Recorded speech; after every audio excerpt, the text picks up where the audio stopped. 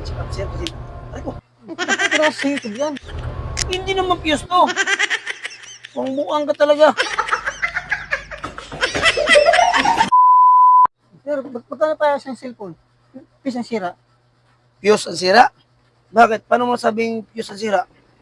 Ewan ko, napanood ko sa cellphone, sa ano yan eh. Sa YouTube eh. Eh sir, kailangan talaga itong ma-check up, sir, kasi...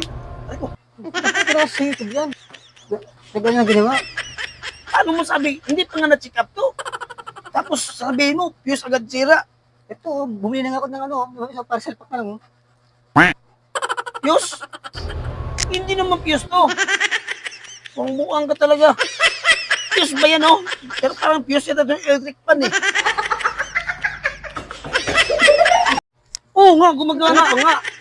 Na-check up mo nga sa akin, eh. Parang, ay, pinapacheck up mo nga. Tapos, ha, huwag nang gawin to. Huwag na gawin to. Bukas sa iba magpa-check up para malaman mo. Sir, pasikap na ito. Biglang namatay, nalulod lang ako eh. Matay bigla. Check upin, sir. Sir, parang nabasa itong charging pin niya, sir. Kasi hindi yan nababasa sir. Eh, basa nga dito, eh. Pinapacheck up mo nga sa akin, eh. Eh, basa, oh. Alam nga naman ako nagbasa niyan. Kasi hindi talaga nababasa yan. Ayan na nga, eh. Nakita na nga, eh. Alam nga ako nagbasa dito. Nandyan ka nga sa harapan ko. Tapos ito, sir, yung switch mo, sir. Medyo kalawang-kalawang na, sir.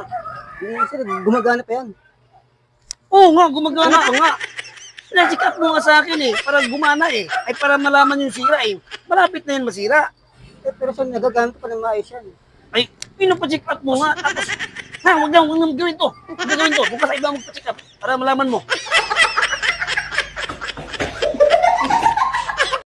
Dapat, Aray ko, hinawag mo, dapat stainless ang nilagay mo dyan. walang stainless, walang ha? Sir, yung ginawa, yung isang linggong charger din. Ang daling masira. Sira? Isang linggo lang. Ang linggo. Eh, sir, pinalawang na, sir. Dapat, Aray ko, hinawag mo, dapat stainless ang nilagay mo dyan. walang stainless, walang ha? Saan ko makita ko? Kakapit ba ang stainless sa gano? Pag hinangin. Password ng LCD. Ay ko, wala naman yun ah. Eh, wala naman password ng LCD. Pinapatong lang yan ng ganyan yan. Eh, yung ginawa ko, wala naman passport yun. Walang password yan. Sa nagkaroon ng password, walang password yan. Sabi ko sa'yo. LCD lang yan eh.